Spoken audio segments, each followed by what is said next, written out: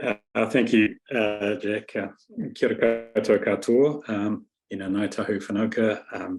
Kia ora tātou. Tēnei te mihi atu. As is usual with our hui, we open with a karakia timatonga.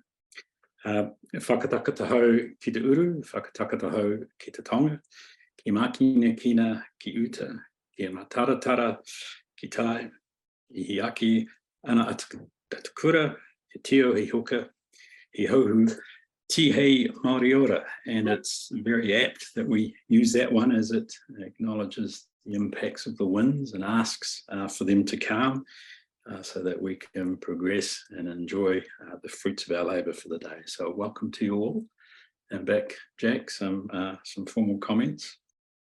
Thank you. Kia ora koutou, and thank you very much for opening our session, Craig. Kia ora ko karangahaki te maunga, ko Aotearoa, ko Pairoa takuhu kainga, no Manawatu, me ingarangi o Kutipuna, and noho ana o e tamaki makoto e naine, ko Jack ki taho. My role is Director of Implementation here at the Aotearoa Circle, and it's been my pleasure to lead our agri-food and our tourism work streams. And today, really excited to be able to present with you the agriculture climate change adaptation work stream. So what we're going to be going through today is first hearing an address from our coaches, Craig Ellison, who's opened for us, and Jenny Cameron. And that's going to be followed by an overview of the climate scenarios, which have already been released, but give us that really important context for the roadmap by Annabelle Chartras at PwC. I'll be giving us a run through of the actions roadmap before we open for Q&A. And we also will hear a short piece from the Aotearoa Circle's Rangatahi Advisory Panel towards the end of the session. So thank you for joining us. This will be a whirlwind ride, as we'll try to leave enough time for questions and answers at the end as well. But please welcome to put questions in the chat box, and we'll look to address as many of them as we can when we get to that part of the session. But first, I'm going to pass over back to Craig and Jenny for our co-chair's address. Kia ora. Let me just leap to the microphone, Jenny, and just make some opening comments. Thank you, Jack, and thank you everyone for your commitment and time to participate in this call today. Climate change has become real for many in the sector, and recent events give some real credence to that. How we as a sector respond and demonstrate resilience to that challenge will take many forms, many pathways. This roadmap, this adaptation strategy will not provide all the answers, but it will enable structured thinking, planning, enhanced awareness of impacts, and provide tools for meeting that challenge. It also provides necessary scenarios as the sector works through the implications of actions, a delay or denial. Big thanks to the Aotearoa Circle group, to the team at PwC, our leadership group, and the technical working groups that have all contributed to this work. And of course, to co-chair Jenny, who's managed to do all the heavy lifting. Getting to this stage, I'm really positive because I think the ownership of this kaupapa is now widened. It's broadened to allow you all, the wider sector, to analyse, criticise, contribute, and most importantly, participate. And I welcome that opportunity. This is not a strategy of prohibition or preservation, but rather it's an approach of optimism and challenge that is inclusive and strong. If I take a section from the Te Ao Māori framework, we must change from being passive guardians to fierce advocates with respect to grow our ambitions, test our vision, implement it, and reap the opportunities that will reward. So there are just some opening comments from me. Jenny, welcome your comments too. Kia ora. Kia ora, Craig. Kia ora tātou. Ko rimu taka te maunga, ko Manawatu te awa, no te papa I oe aho, that's Palmerston North, he Chief Transformation Officer o te manatu ahu mātua, ko Cameron toku whānau, ko Jenny toku ingoa. Kia ora everyone, my name's Jenny Cameron and I'm the Chief Transformation Officer with Fit for a Better World in Ministry for Primary Industries, and it's my real pleasure to be part of this process and a co-chair with Craig, and I've been representing Ministry for Primary Industries and Fit for a Better World through this process. This is, as Craig has outlined, really important work, and it's really important for a number of reasons. One of which is that it's public and private sectors coming together to take a really clear-eyed look at the risks and the ways to adapt and plan and avoid the worst of those risks. MPI and Ministry for the Environment and DOC are key agencies in the natural resources arena, and these agencies are focused on a number of these issues that have been raised through the scenarios and focus on that through the National Adaptation Plan. So government has a role to play in to enable the food and fibre sector to survive and to thrive through a number of the challenges and see opportunities. But as one of the reasons why I think this work is so important is the kaupapa really fits with the Fit for a Better World approach of being vision-led, business-driven and community-driven, and then government-enabled. And so I do also want to reiterate the thanks to the leadership group, of which when you open up the document, you'll see the broad range of businesses and sectors that were represented to form this, to test and challenge the scenarios and form the roadmap. And also underlying that was an even broader group of the technical advisory group. And to reiterate thanks to PwC for the heavyweight analysis and to Aotearoa Circle for driving this work forward.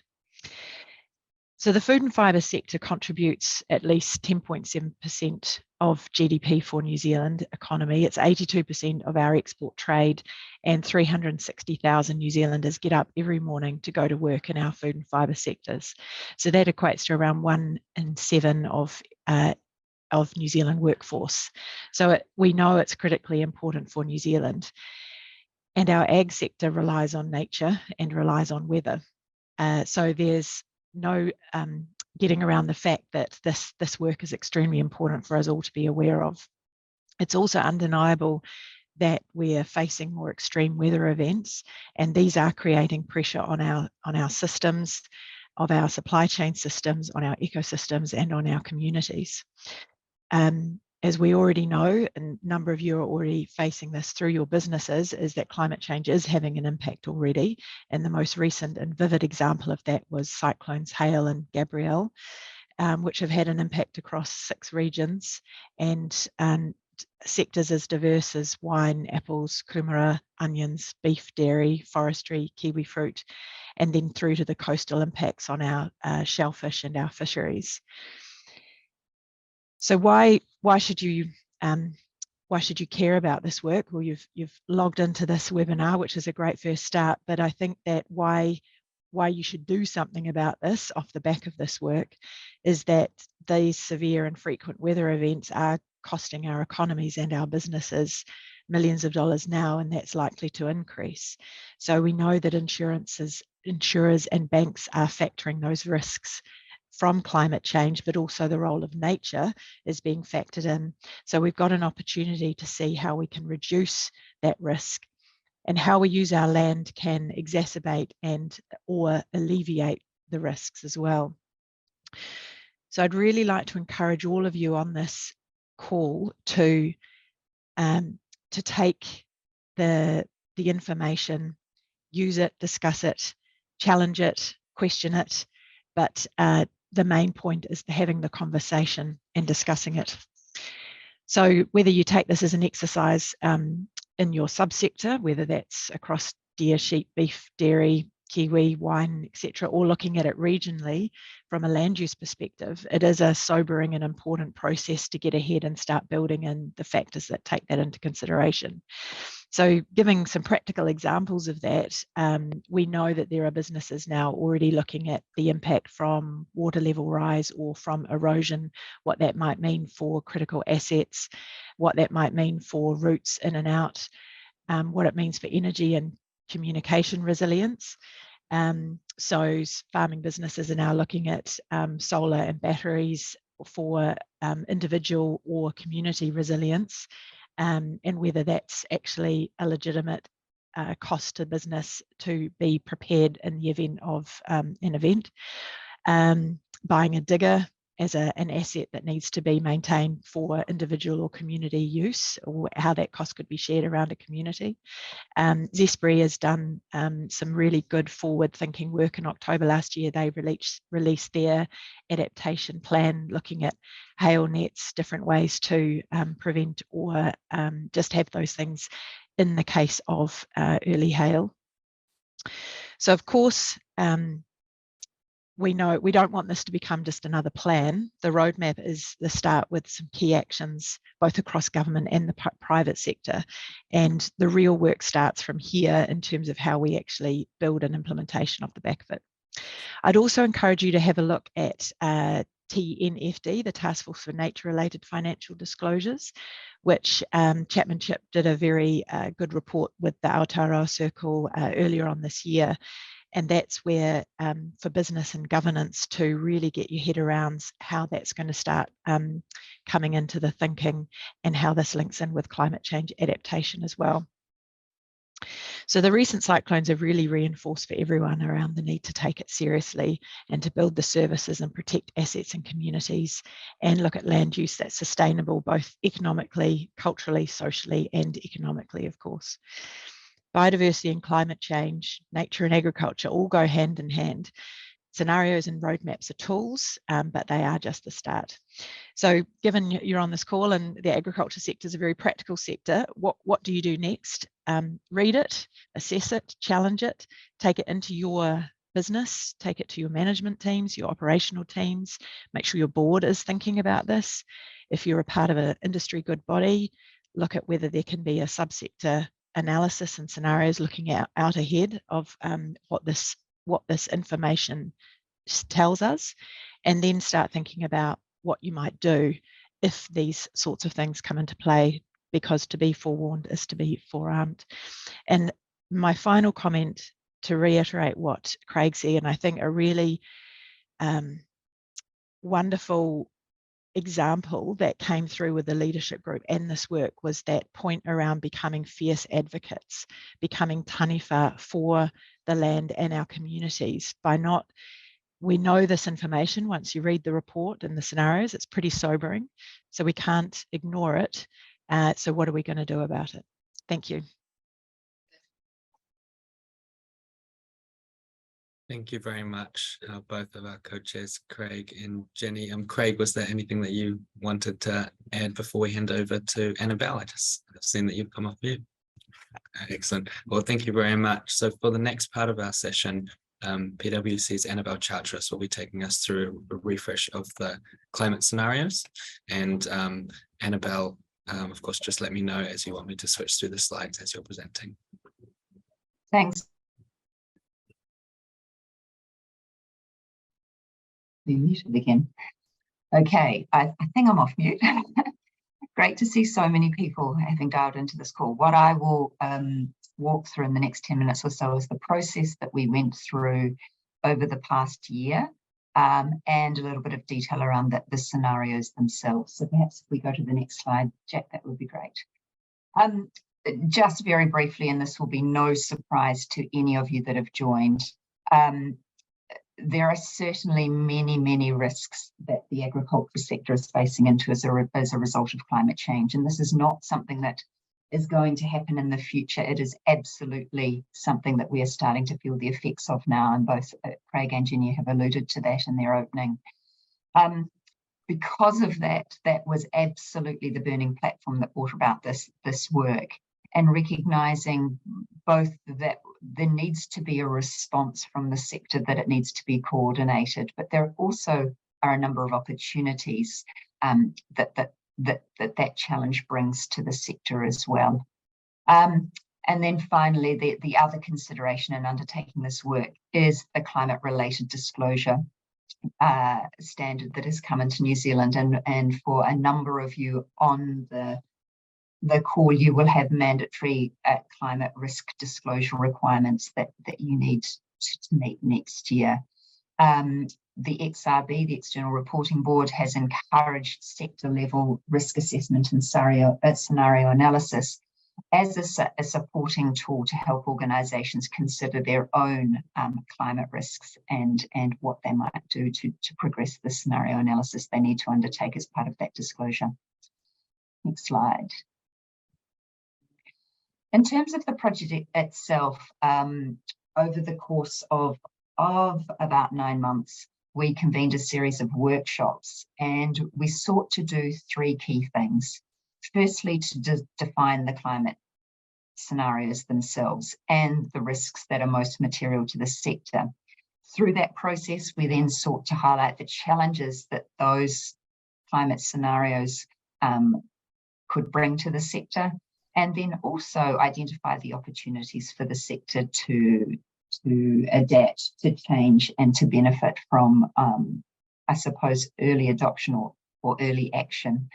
In terms of the outcomes, the reports, the scenarios themselves have been released, and the adaptation roadmap is the other element that we will talk to later in the call today. Next slide.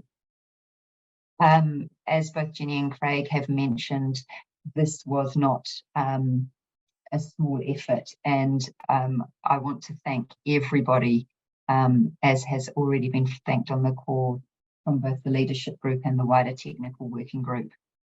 This has been a huge effort to get this work to the point it's at today, and we had incredibly wide and senior representation across the agricultural sector. As you will see on the screen now, this is the representation across the leadership group.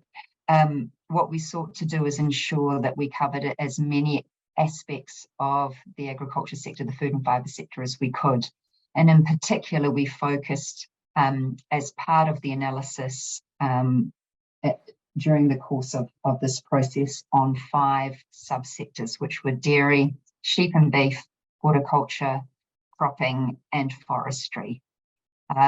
Recognising that there are certainly other subsectors within the agriculture sector, but we felt as a group that those large subsectors were worth a little bit more of a deep dive as part of this work. Next slide. Just very, very briefly, the approach we worked through was, as I mentioned earlier, to identify that the most significant risks that the sector might face, the most material risks. They then fed into developing scenario narratives around climate change that build a picture of what New Zealand and the sector could look like under different climate scenarios in the future. This led to the consideration of the impacts and the consequences and the challenges of those scenarios playing out. And that's both different with the sector undertaking and the wider economy undertaking a set of actions, but also considering what would happen in New Zealand if no one did anything as well. The counterfactual was also considered, so we have absolutely looked at the opportunities that the sector may look to exploit, I suppose, or to build and adapt and change and evolve as a sector and take advantage of in the future. And that has led and fed into the adaptation roadmap, which is, as a sector, a collaborative effort in terms of the change that is necessary, the action that's required to take to progress and ensure we have a prosperous agriculture sector in the future.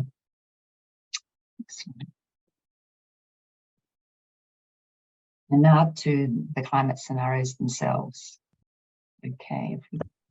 In terms of how we looked at this, we sought to identify the top physical and transition risks that the sector would face, which, as you can imagine, given the broad spectrum of subsectors that exists within agriculture, these have differing levels of importance to different subsectors. But generally, it was agreed by the leadership group and the technical expert group that these were the most important ones to consider. When we look at climate change risk, We look at both physical, so those are risks that arise from changes to the climate or extreme weather events. So I think that's pretty straightforward, and everyone will resonate with those sorts of risks. But we also look at transition risks. And when we talk about transition risks, those are the risks that the sector and organisation, the country may face as part of the process of adjusting to a low carbon or a zero carbon economy. So on the screen, you'll see that the top physical risks that we identified, so an inability to maintain productivity and output, increased volatility in production, and reduced ability to get product to market. Those two risks very much a factor of volatility in weather patterns and changing climatic conditions. Certainly an inability for operators in the industry to access financial products, including insurance, an increase in pests and diseases, and an increase in water stress and lack of water security. I think those are all pretty self-explanatory, certainly with the financial products access. The reason it's sitting in physical risks rather than transition risks for this work is because it was seen as a direct risk associated with the volatility in climatic systems, which meant that agricultural operators are seen as a higher risk bet by financiers, by the banks, and by the insurers. In terms of transition risks, that we came up with 6 material or key transition risks for the sector. Certainly an inability for the sector to develop a whole system approach, and that's in terms of looking ahead to building resilience in the face of climate change, because some level of climate change is absolutely an inevitability, no matter how hard and fast we go in mitigating climate change. An inability for the sector to keep up with the technological change that's required to ensure its prosperity and, I suppose, a seamless adaptation to the impacts of the climate changing. A loss of identity and degradation of Māori for rural communities and the agricultural sector operators. Policy becoming misaligned with the needs of the sector, which could be both the policies themselves, but also the timing. An inability to maintain public acceptance to access or operate in key markets, so that issue of license to operate for the sector and reputational damage. And then finally, a failure to understand and meet changing consumer preferences in the market. Next slide.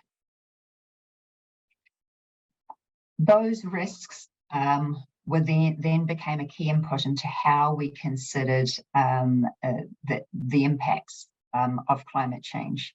The interim step, though, before we get to that, is building out 3 climate scenarios that reflect possible or plausible future conditions for New Zealand. Now, when we talk about scenario analysis, these are certainly not statements of truth in any way, shape, or form, nor are they specific to what will happen in the future. It's very important to consider them in the context of possible futures for New Zealand.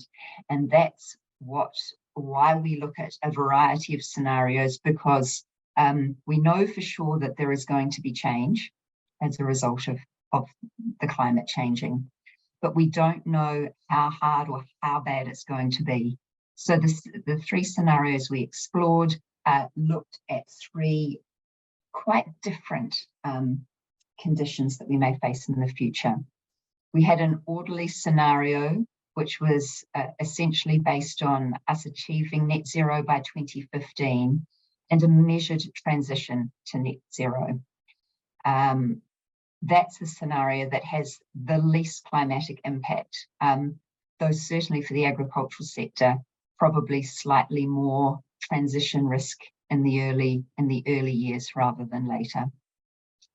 The disorderly scenario still sees us getting to net zero by 2050, but emissions continue to climb. It's a delayed transition, and as a result of that, it's a pretty disruptive period for the sector, particularly later in the 2030s and beyond. And that, of course, has some pretty significant financial implications for the sector. And then the final scenario we looked at was our hothouse scenario, where essentially we maintain the status quo. We don't do anything for the moment, and there is very little change from a policy perspective over the next 20 to 30 years. As a result, the physical implications for climate change under this scenario are far, far worse than the other two scenarios. Next slide. I appreciate that these are very detailed and dense slides. My apologies. I will just very briefly comment on each of them. Certainly for the sector itself under an orderly scenario, the view we have of the future is that under this scenario, while the policies that are introduced to ensure that orderly transition become more stringent, particularly in the next 5 years or so, the sector has been supported in its transition. It's diversified and it's sustainable. The emissions from the sector have roughly halved, and there are many, many more operators with regenerative agricultural practices across the sector. So it's a pretty positive picture. Under the disorderly scenario, warming has reached 2 degrees by 2050. So we are still feeling the implications of a changing climate on our ability to operate in the sector. Because of that disruptive and late policy change to respond to climate change, particularly in the mid to late 30s, this is really costly for the sector. So we see lots more costs for the sector later on, which could lead to stranded assets and changes in land use, some of which are pretty poorly planned. And then finally, under the hothouse scenario, while there hasn't been the policy change or the regulatory change impacting the sector, as I said before, the physical implications of climate change make it a pretty hard environment to operate in. Costs still continue to rise, irrespective of there being no transition, and food production and any of the agricultural practices that were possible under current climatic conditions have all had to change because of the world that we're living in. Next slide. This slide is just highlighting some of the key outcomes of the different scenarios. The temperature, extreme heat, tiles are pretty self-explanatory, and you can see how they change under the different scenarios that we have up there. The three that I will call out in particular, just to provide a little bit more explanation. Firstly, the change in population. Generally, when we look at climate scenarios, you can see that it's getting, the numbers are getting more and are getting larger as we move from orderly through to hothouse. Generally, globally, there is a view that with increasing trauma and volatility in climatic and weather conditions globally, those countries that are even worse off than us, New Zealand, will have pretty benign changes compared to many other parts of the world. We'll see a real increase in climate refugees.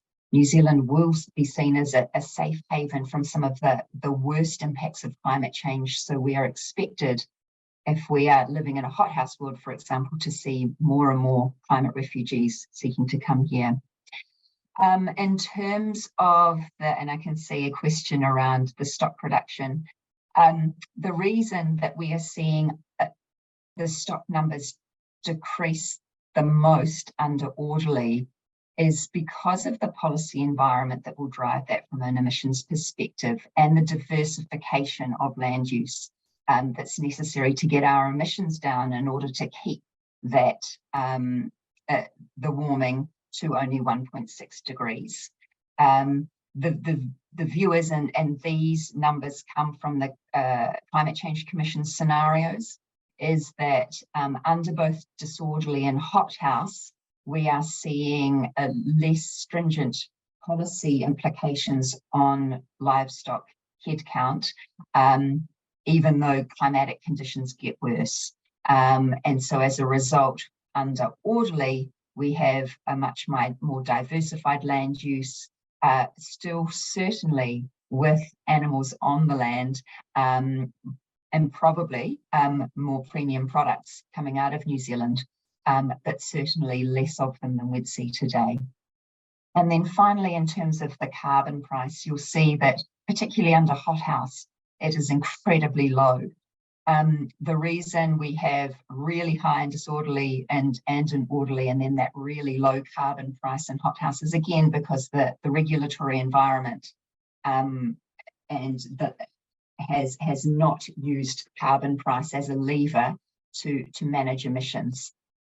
There is no price on carbon under a hothouse scenario, which is why we would be in the situation we would be in with temperatures up to 2.5 degrees Celsius. Next slide. Just very briefly, because I realise I'm running out of time, Jake. When we think about the climate scenarios and how you think about how they could be used in your organisation, it's worth noting that this work, of course, has been done at a sector level with both national and international inputs. The next step for many of you in terms of digesting this information is to consider entity-specific risk scenario analysis and adaptive measures that you might need to take using this information as a tool to support your thinking in that space. And then finally, the last slide, Jake. And then certainly, as I mentioned before, the sector level scenarios are a really useful input to thinking about those of you who have climate related disclosure obligations. Probably though the most important use for them is how you start factoring these into strategic decision making and understanding the exposure that your business might have to climate risk and of course opportunity in the future. These are not the answer, certainly, but they're a really useful tool to stimulate thinking about the futures that we're all facing into. Thank you. Thank you very much, Annabelle, for taking us through those. I think it's a really helpful refresher because obviously it frames up the second part of the report and what we're launching today, which is that Agri-Adaptation roadmap. But I do want to, again, acknowledge yourself and the PwC team for the work that you've put in, including Jesse Scott, Phoebe McCarthy, and helping deliver the document. And so one of the key takeaways for me from those climate scenarios is when you read through them, they paint a pretty stark picture and there's going to be some real challenges. And what's really critical and the reason that the Aotearoa Circle hasn't just launched a set of scenarios, but has attached this agri roadmap as a key component is so that we can be looking at, well, what can the sector do about this? Not only are the scenarios going to give us an idea of what different futures could look like, but they're a useful opportunity to help guide future decision making. And we see this as an opportunity now that we've reached the point of launching the Agri-Adaptation roadmap to continue this open and ongoing dialogue with each and every one of you in the sector on this call. So setting the scene for the roadmap actions, for anyone who's viewed the tourism launch of our roadmap there, you'll see some key consistent messaging across our roadmaps. And the first point here is that all actions in the roadmap are either going to sit in a gap of activity that is required, or they discuss bolstering existing activity.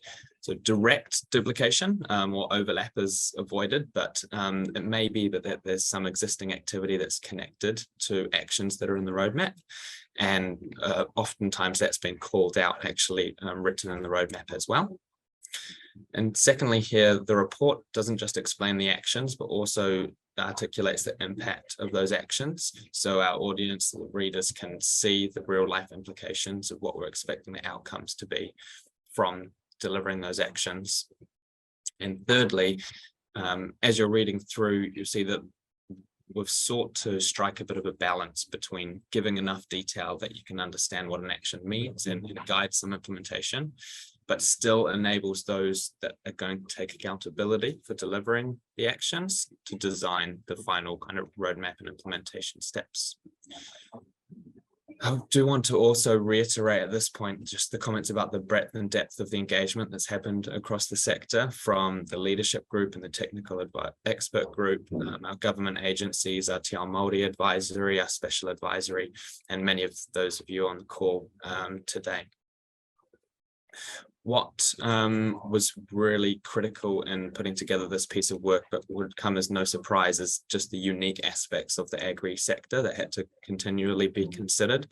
So whether that's the impact of regional diversity and how different the New Zealand landscape is and the production systems there, but also the big differences between our subsectors within agri, and recognizing that climate change is going to impact everyone differently, but it will impact everyone, whether you're an avocado orchard, a dairy farm, or a poultry business.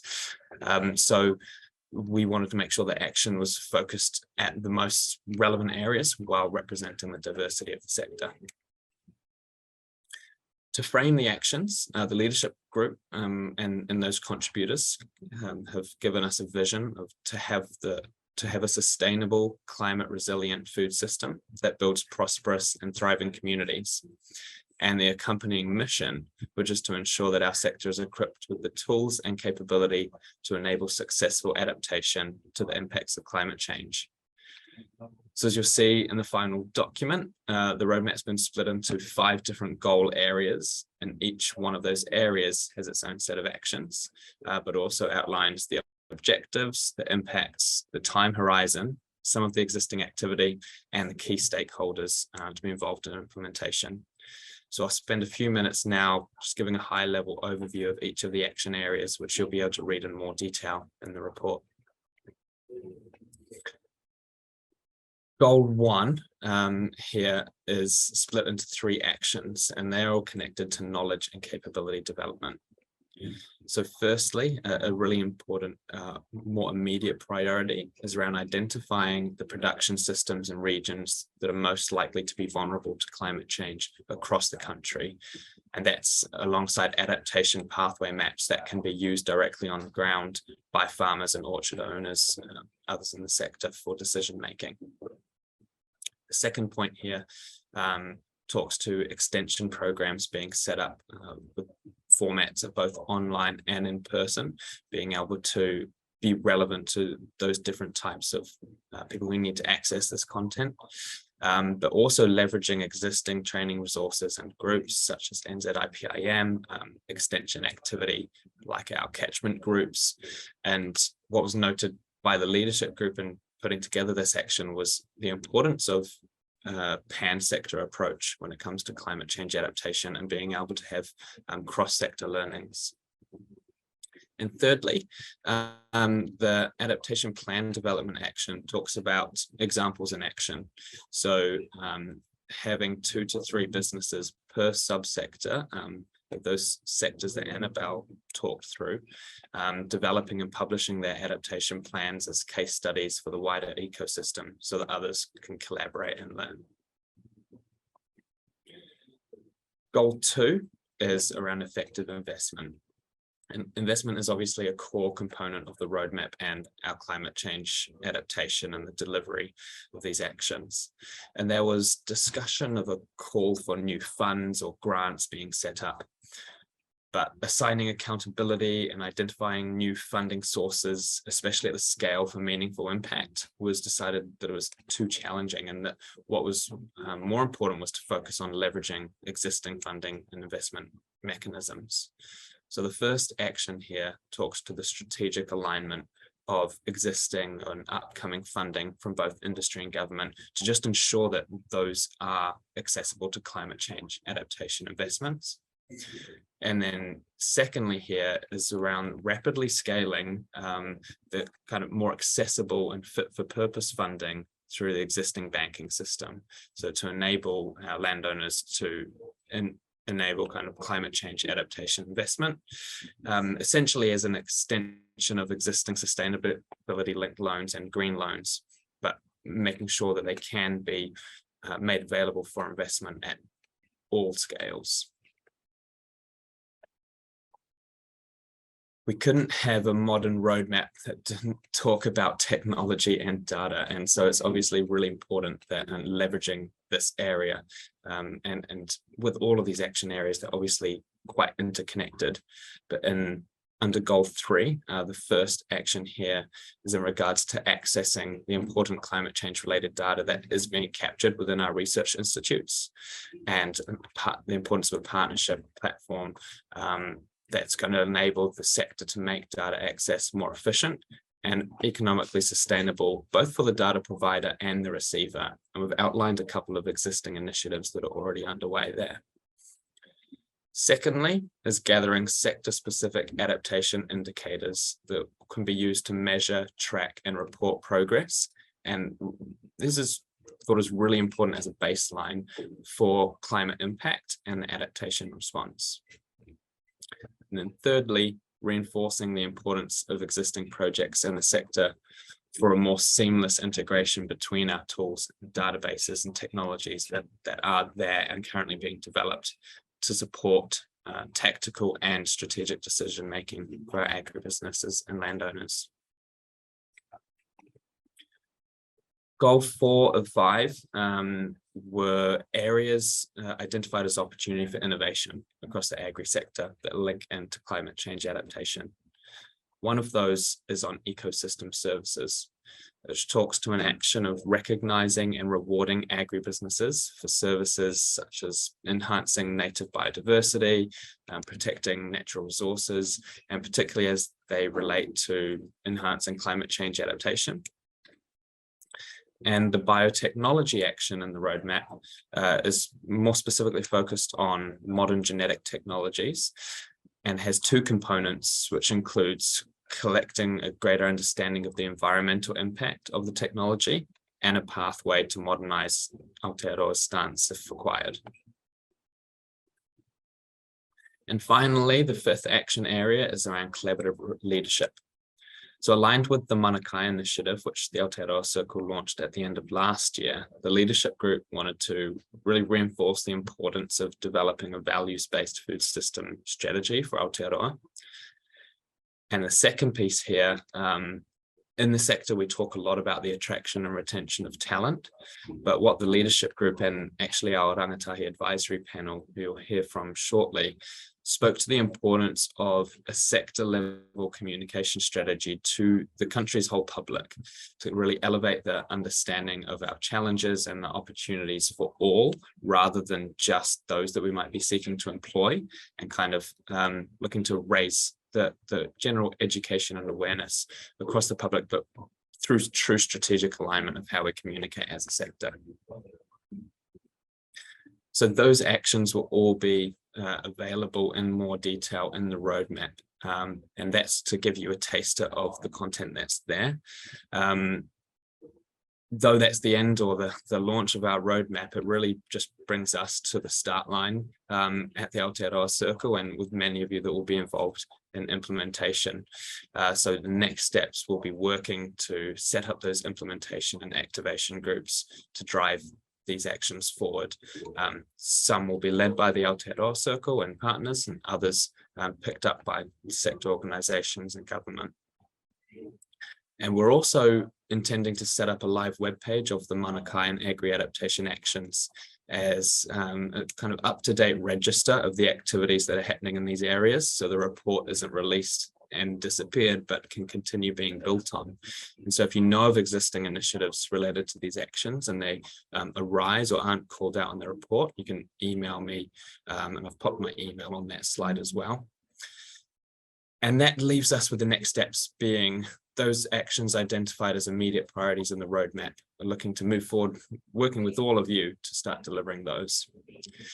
And so I think we've got a couple of questions popping up in the chat, but continue putting any questions in the Q&A. We'll have at least a few minutes towards the end to answer some questions, and any that we don't get to, we will follow up with you. But before we move to Q&A, we have a short presentation from Santosh, who is representing the Aotearoa Circle's Rangatahi Advisory Panel today on their feedback and input into the roadmap. And the panel's been established as a governance advisory group for the Circle with representation of young leaders within the Aotearoa Circle's leading partners. So Santosh, I'll pass over to you. Awesome, Jack. Thank you for that introduction as well. And hello to everyone on the call. Honored to be part of this work and kind of see how important it is for the nation and how important it is. So that's awesome.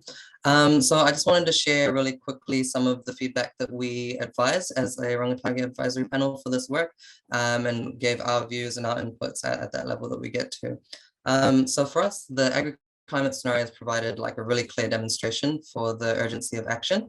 So it's important for us to try to meet that 1.6 scenario, to meet disclosure requirements, and it gives us a vision and ambition for what we hope the world want to be through collaborative action. But the strategic value is becoming questionable as we enter a world where, you know, all evidence suggests that we're likely not to make this orderly scenario, the 1.6 scenario.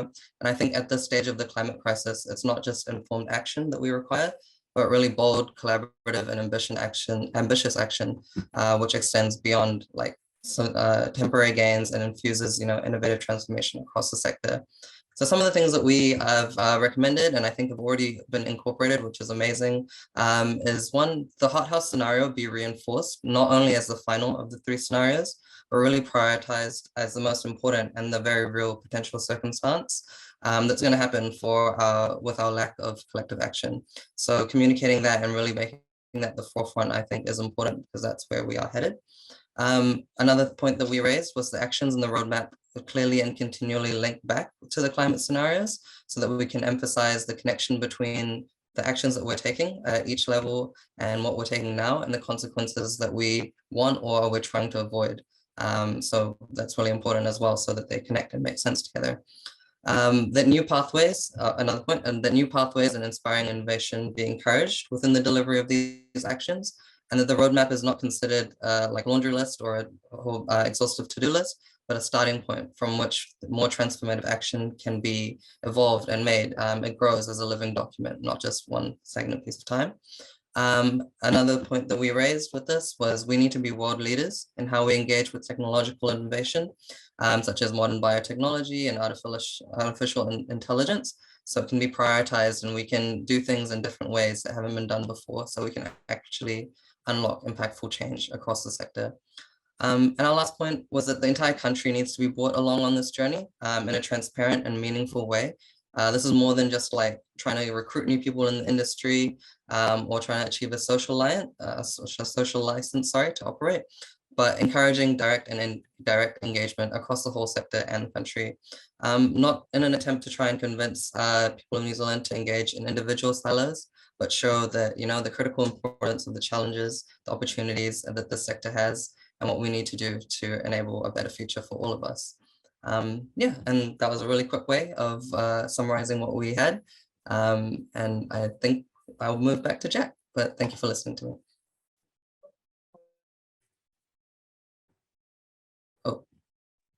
Thank you very much, Santosh. We really appreciate you being able to share the thoughts on behalf of the Rangatahi Advisory Panel. You can see a couple of comments and questions related to that already. I believe we're up to almost 30 questions and comments in the chat in 9 minutes. So we certainly won't be getting to all of them, but this is the part where we'll move to Q&A. I'm gonna check first. So on our Q&A panel, myself, Annabelle, Craig and Jenny will be available to answer questions and so we'll have the group of us pinned. But I just want to check first if there's any questions, Annabelle, that you've spotted in the chat that you felt important to quickly look at or respond to, and then I'll look to direct a couple of questions to people after that. I've tried to answer some of them as we've been going along. A couple that have come through that I'll try to address now is just around the scenarios and the global versus domestic piece. And they're very, very valid questions in terms of asking, if New Zealand does its thing and the rest of the world doesn't, where does that leave us, and vice versa, and have we considered those things? That is essentially one of the inherent limitations of climate scenario analysis, that, we recognise that we are part of a global system, planetary system. So what we do in New Zealand, particularly given our size, our population, but also our geographic size, is not likely in any way, shape or form to influence climatic events across the rest of the world. The reality is we are takers more than we are influencers in this space. At the same time, the nature of climate scenario analysis takes into account both those global scenarios and how they will play out, and what is seen under the different climatic conditions, and both the physical and transition considerations. But we also look at the domestic picture as well. And so it is a combination of both of those elements that has been brought into the climate scenarios, which probably doesn't come through very strongly in what I've presented today. So I really encourage you to read the full reports to understand both the sources of data and the scenario tools that we used, both internationally and domestically, and how that plays out for New Zealand.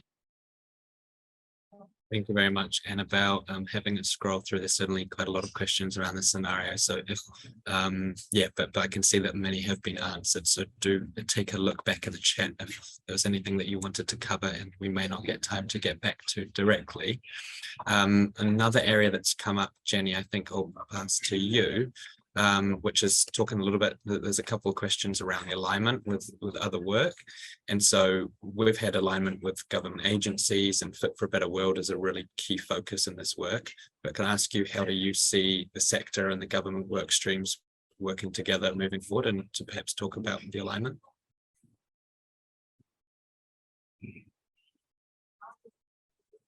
You're just on mute at the moment. Sorry, Jenny. Sorry, thank you.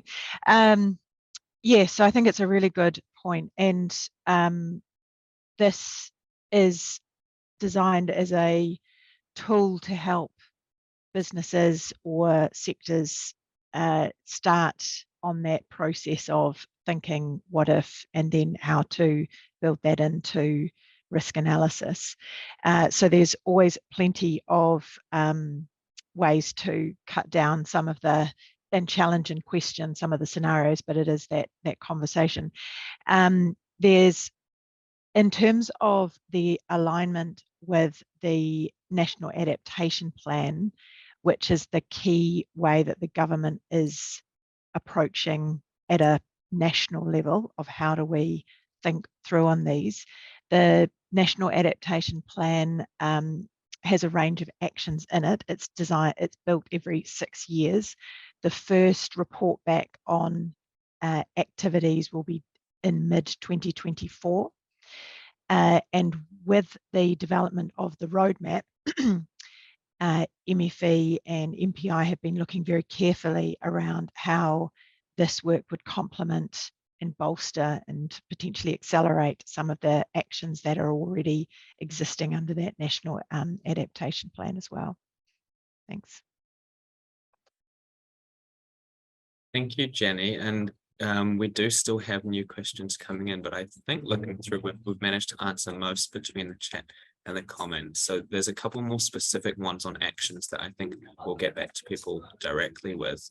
But I do want to ask you a question here, Craig, which has popped up around, and also I think that will be quite useful for everyone to take away with them after this is, after all of this work and the many months that's gone into this, what are kind of some key messages that you think are most important to reinforce for the sector as we move forward and hop off of this call? Yeah, thanks, Jack. I mean, for me, this is a beginning. It's the road's quite long in front of us. It will require collaboration, and that's within the sector, across the sector, not just with components of the sector and government agencies. It is a broad brush approach that will give us success.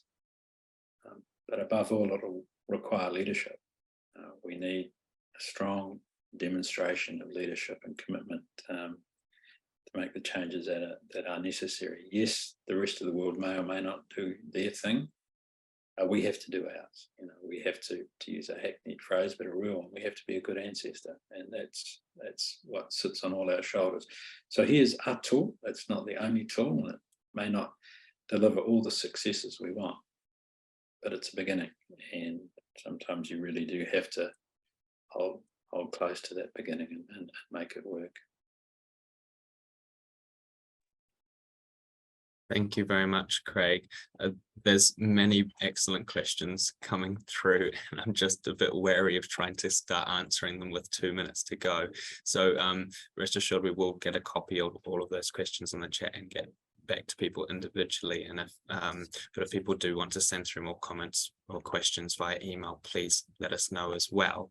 But we'll take this opportunity to just say a final thank you to everyone for dialing on this call. It's been amazing to see so much engagement, not only through the really high registration and attendance numbers, but also all of these comments and questions on the chat. So do really appreciate you getting involved, seeing the priority, urgency and importance of this work, and those who have contributed to this work and will be contributing as we transition to implementation. We're really looking forward to being able to work with you. So on behalf of the Aotearoa Circle, I'd just like to thank you again, and I'll pass over to you again, Craig. You can keep the microphone to close us for today's session. Well, thank you, Jack. Look, just to echo those thanks to everyone who's contributed, everyone who's called in today. We acknowledge it's a time commitment, and we really appreciate your participation. Look, I'll close with a karakia, and it's one that continues the theme of the opening karakia in terms of the weather, in terms of the forces of nature. So karakia, our whakamutunga. Kia ora te marino, may the waves be calm. Kia whakapapa Pānama te moana, may the seas glisten like the greenstone. Kia tiri te karohi rohi, may the shimmer of summer dance across your pathways. Aroha atu, aroha mai, tātou e tātou katoa, as we respect each other's, those whom we serve, and those who look to support us. Thank you for your attendance. Kia ora koutou katoa.